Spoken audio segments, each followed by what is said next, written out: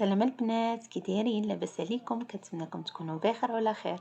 اليوم ان شاء الله غادي نقدم لكم الكيكه بالحامض، وايضا بصوص تاع الحامض اللي كتجي رائعه ولذيذه بزاف، واهم حاجه انها سهله جدا في التحضير. خليكم معايا باش نتعرفوا على المقادير وطريقه التحضير.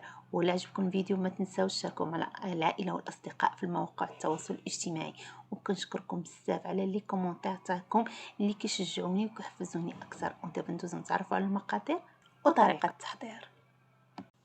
بالنسبه للمقادير غادي نحتاجو نص كاس ديال عصير الحامض اللي صفيناه بالقبل بطبيعه الحال، كاس ديال الزيت وكاس ديال سنيده، 4 الحبات ديال البيض يكونوا متوسطين بحراره المطبخ، كاس ديال الياغورت طبيعي، 2 ساشيه ديال الخميره كيماويه من وزن 8 غرام، يعني عندنا 16 غرام. وعندنا هنايا معلقه كبيره عامره ديال قشور الحامض، والدقيق بطبيعه الحال حسب الخليط. كناخدو اناء، كنضيفو قبصة الملح ضروري لتصحيح الذوق، كنضيفو كاس ديال سنيدة، وايضا غادي نضيفو البيض صافي. ومباشرة غادي ناخدو الطراب اليدوي صافي، وكنطربو مزيان حتى كيتجانسوا لنا العناصر، وفي نفس الوقت حتى كتذوب لينا سنيدة. مباشرة غادي نضيفو كاس ديال الزيت صافي، وكنحركو مرة اخرى حتى كيتجانسوا لنا العناصر. ودابا غادي نضيفو عصير الحامض، قشور ديال الحامض ايضا صافي، ونفس الطريقه كنعاودو نخلطو حتى كيتجانسوا لنا جميع العناصر. وفي هذه الاثناء هذه غادي نضيفو كاس ديال الياغورت طبيعي ولا بنكهه الحامض اللي بغيتو، كيبقى لكم الاختيار. صافي كنضيفو الكميه كامله اللي عندنا، وكنعاودو نخلطو مره اخرى بنفس الطريقه حتى كيتجانسوا لينا جميع العناصر صافي. ومباشره غادي نبداو نضيفو الدقيق بالتدريج، كنخلطو مزيان وكنتاكدوا بان ما بقاوش لنا نهائيا الكتل ديال الدقيق. وبالنسبه للكميه تاع الدقيق دائما كتبقى على حسب النوعيه، وكيف ما كنقول لكم دائما بانه كاين الدقيق اللي كيشرب وكاين اللي لا. صافي كنستمروا بنفس الطريقه، كنضيفوا بالتدريج حتى كنحصلوا على القوام اللي بغينا.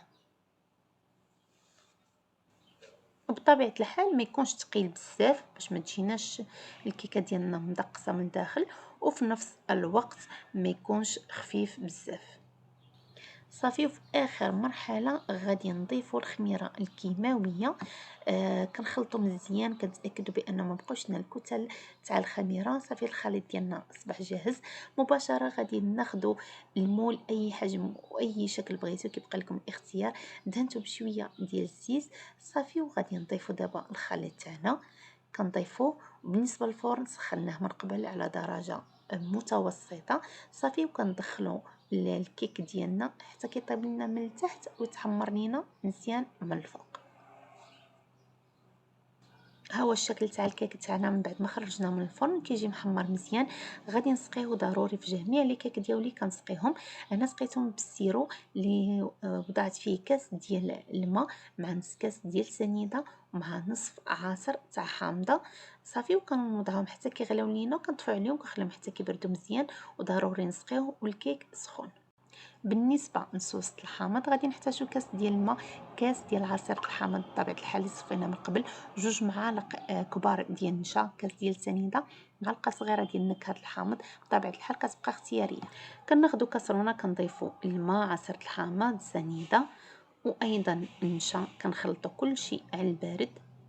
وايضا غادي نضيفوا نكهه الحامض كيف ما قلت لكم كتبقى اختياريه، يمكن لكم تستغناو عليها هكا على حسب اللون. وصافي كنخلطوا كل شيء وكنوضعوا على نار اللي هي متوسطه حتى كيعقد لينا الخليط وكيصبح لينا على هذا الشكل هذا. كنخليوه كيدفى شويه صافي. ومباشره من بعد ما حيدنا الكيك تاعنا من المول غادي نضيفوا ليه الصوص هكا من الفوق،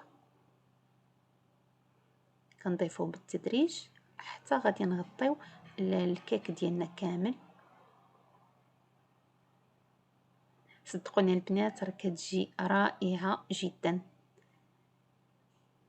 صافي كنستمر حتى نكمل الكميه كامله اللي عندي.